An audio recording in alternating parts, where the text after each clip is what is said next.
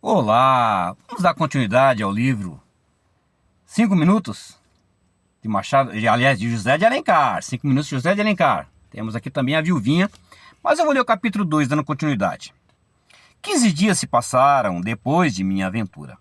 Durante esse tempo, é escusado dizer-lhes as extravagâncias que fiz. Fui todos os dias a Andaraí no ônibus das 7 horas, para ver se encontrava a minha desconhecida. Indaguei de todos os passageiros se a conheciam e não obtive a menor informação. Estava a braços com uma paixão, minha prima, e com uma paixão de primeira força e de alta pressão, capaz de fazer 20 milhas por hora. Quando saía, não via ao longe um vestido de seda preta e um chapéu de palha que não lhe desse caça, até fazê-lo chegar à abordagem. No fim, descobri alguma velha ou alguma costureira desjeitosa e continuava tristemente o meu caminho. Atrás dessa sombra impalpável que eu procurava havia 15 longos dias. Isto é um século para o pensamento de um amante. Um dia estava em um baile, triste e pensativo, como um homem que ama uma mulher e que não conhece a mulher que ama.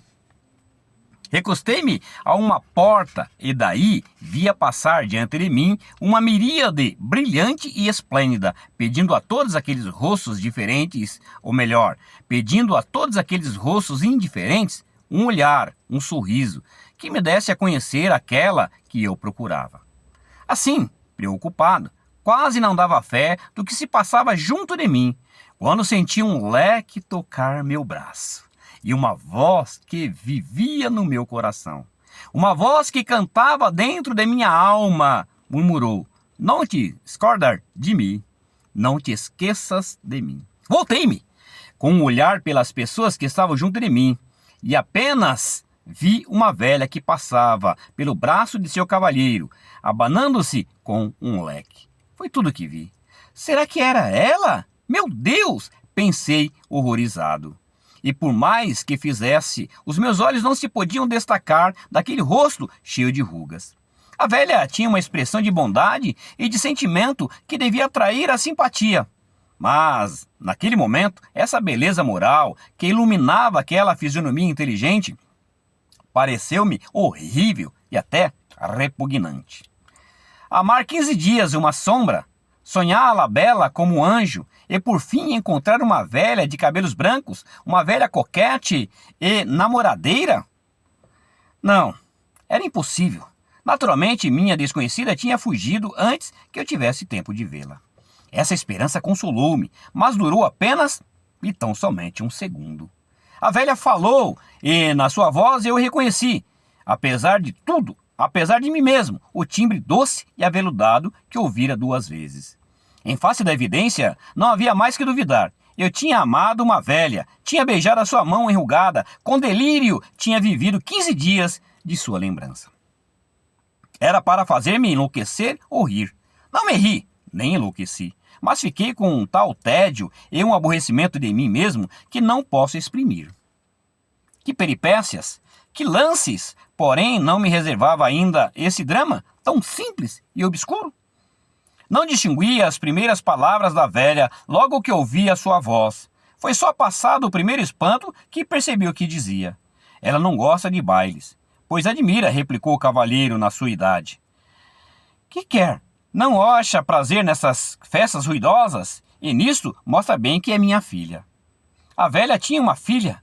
Isso podia explicar a semelhança extraordinária na voz. Agarrei-me a esta sombra como um homem que caminha no escuro. Resolvi-me a seguir a velha toda a noite, até que ela se encontrasse com sua filha. Desde esse momento era o meu fanal, a minha estrela polar. A senhora e o seu cavalheiro entraram na saleta da escada, separado dela um instante pela multidão, ia segui-la. Nisto ouço uma voz alegre dizer da saleta: vamos, mamã. Corri. E apenas tive tempo de perceber os folhos de um vestido preto, envolto num largo bornous de seda branca, que desapareceu ligeiramente na escada. Atravessei a saleta tão depressa como me permitia a multidão, e pisando calos, dando em encontrões à direita e à esquerda, cheguei enfim à porta da saída.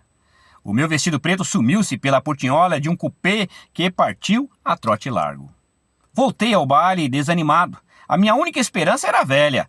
Por ela podia tomar informações, saber quem era a minha desconhecida, indagar o seu nome e a sua morada, acabar enfim com esse enigma que me matava de emoções violentas e contrárias.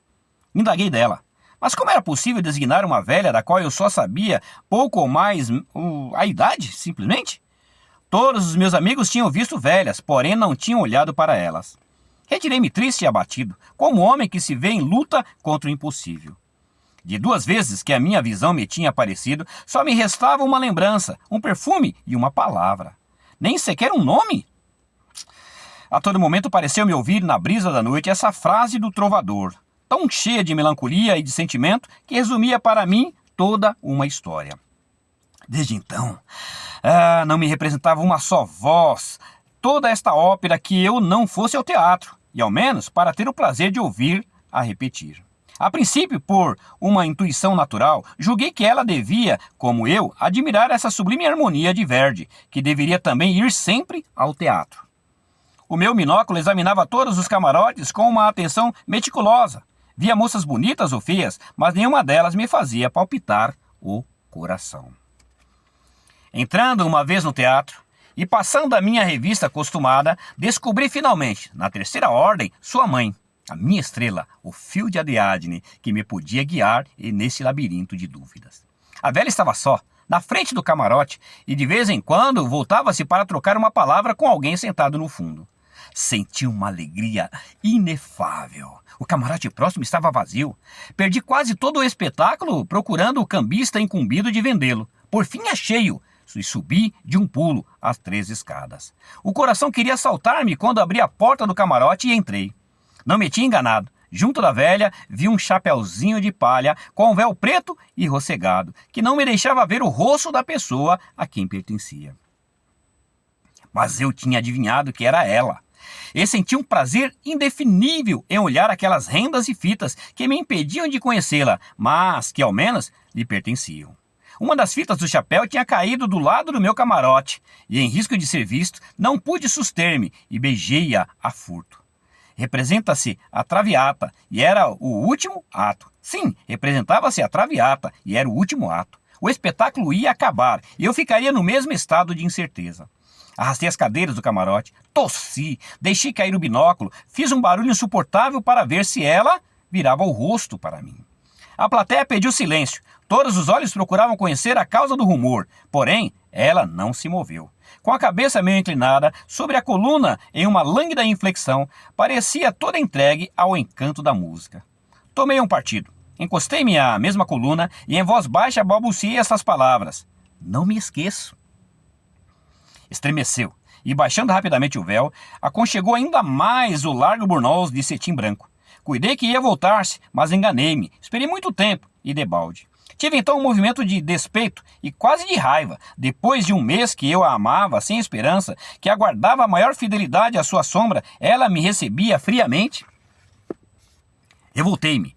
Compreendo agora, disse eu em voz baixa e como falando a um amigo que estivesse ao meu lado. Compreendo por que ela me foge, por que conserva esse mistério. Tudo isto não passa de uma zombaria cruel, de uma comédia em que eu faço o papel do amante ridículo. Realmente é uma lembrança engenhosa. Lançar em um coração o germe de um amor profundo. Alimentá-lo de tempos a tempos com uma palavra. Excitar a imaginação pelo mistério. E depois, quando esse namorado de uma sombra, de um sonho, de uma ilusão, passear pelo salão a sua figura triste e abatida, mostrá-lo às suas amigas como uma vítima imolada aos seus caprichos e escarnecer do louco. É espirituoso.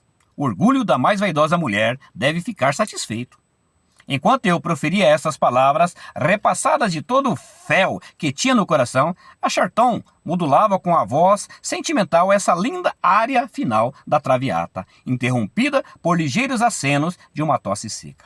Ela tinha curvado a cabeça e não sei se ouvia o que eu lhe dizia ou o que a Charton cantava. De vez em quando as suas espáduas se agitavam com um tremor convulsivo, que eu tomei injustamente por um movimento de impaciência. O espetáculo terminou. As pessoas do camarote saíram e ela, levantando sobre o chapéu, o capuz de seu manto, acompanhou-as lentamente. Depois, fingindo que se tinha esquecido de alguma coisa, tornou a entrar no camarote e estendeu-me a mão. Não saberá nunca o que me fez sofrer, disse-me com a voz trêmula. Não pude ver-lhe o rosto. Fugiu, deixando-me o lenço impregnado deste mesmo perfume de sândalo e todo molhado de lágrimas ainda quentes. Quis segui-la, mas ela fez um gesto tão suplicante que não tive ânimo de desobedecer-lhe. Estava como dantes, não a conhecia, não sabia nada a seu respeito, porém, ao menos possuía alguma coisa dela. O seu lenço era para mim uma relíquia sagrada. Mas as lágrimas, aquele sofrimento de que ela falava, o que queria dizer tudo isto? Não compreendia se eu tinha sido injusto. Era uma razão para não continuar a esconder-se de mim. O que queria dizer esse mistério que parecia obrigada a conservar? Todas essas perguntas e as conjecturas que elas davam lugar não me deixaram dormir. Passei uma noite de vigília a fazer suposições, cada qual mais desarrazoada. Você que está participando comigo, assim terminamos o capítulo 2 do romance 5 Minutos, de José de Alencar. Que Jesus Cristo te abençoe.